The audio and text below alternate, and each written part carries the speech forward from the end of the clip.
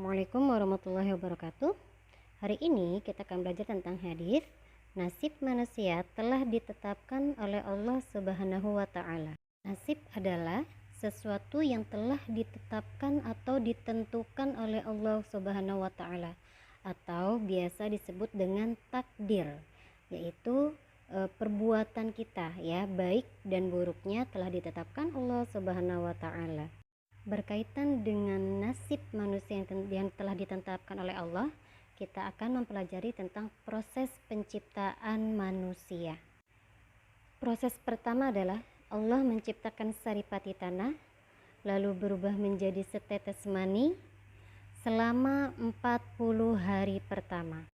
Setelah menjadi setetes mani selama 40 hari di dalam perut ibu kita, lalu 40 hari kedua adalah Allah merubah dari setetes mani menjadi segumpal darah selama 40 hari di dalam perut ibu kita. Proses yang ketiga atau yang terakhir adalah setelah menjadi segumpal darah, Allah merubah dari segumpal darah menjadi segumpal daging selama 40 hari di dalam perut ibu kita.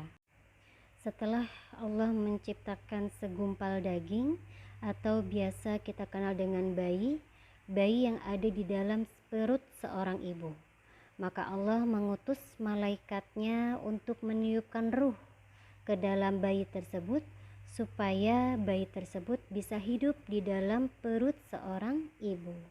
Setelah Allah meniupkan ruh ke dalam seorang bayi, maka Allah menentukan 4 perkara. Yang pertama adalah rizki kita. Rizki kita telah ditentukan oleh Allah Subhanahu wa taala. Lalu ajal atau kematian telah ditentukan oleh Allah Subhanahu wa taala, kapan kita mati, ya, kapan Allah mencabut nyawa kita. Yang ketiga adalah amal perbuatan kita. Yang terakhir adalah takdir atau kodok dan qadar yang telah ditetapkan oleh Allah Subhanahu wa taala kepada kita.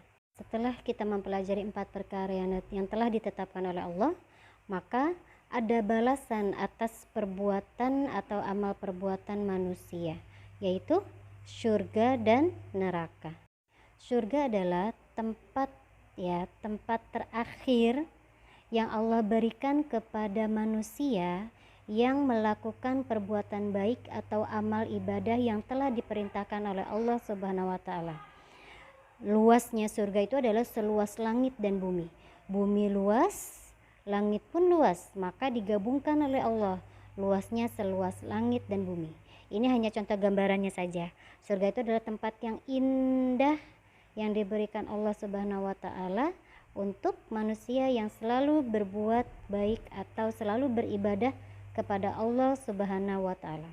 Dan surga adalah tempat terakhir kita menjalani kehidupan.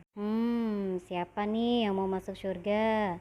Kalau mau masuk surga, syaratnya adalah perbanyak amal perbuatan baik kita atau menjalankan perintah Allah Subhanahu wa taala. Berikut adalah gambaran neraka, hanya contoh saja ya. Wallahu a'lam bishawab. Surga dan neraka itu bentuknya seperti apa? Yang jelas surga itu indah dan neraka itu ya menyeramkan gitu. Mungkin contohnya seperti ini. Jadi Allah menciptakan neraka.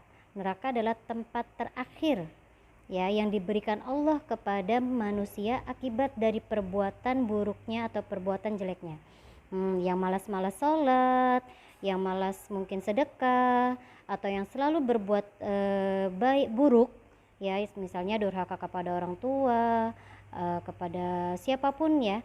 Nah, akibat dari perbuatan buruk kita, Allah menyediakan neraka sebagai tempat terakhir untuk kehidupan manusia.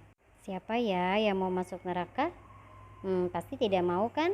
Makanya kita harus selalu menjaga sholat 5 waktu kita dan amal perbuatan baik kita supaya terhindar dari neraka.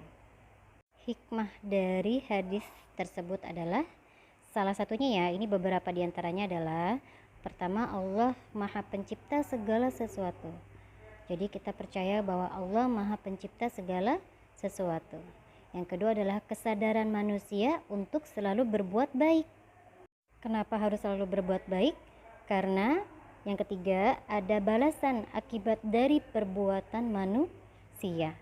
Ya, makanya kita harus meningkatkan keimanan kita kepada Allah Subhanahu wa taala. Selanjutnya adalah percaya kepada qada dan qadar atau ketentuan yang telah ditetapkan oleh Allah Subhanahu wa taala.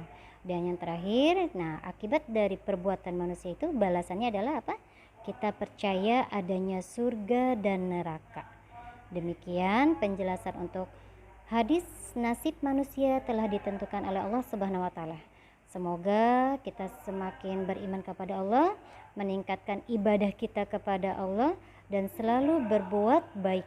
Karena apa? Karena kita ingin sekali mendapatkan surga sebagai balasan terakhir yang Allah berikan kepada kita. Terima kasih. Assalamualaikum warahmatullahi wabarakatuh.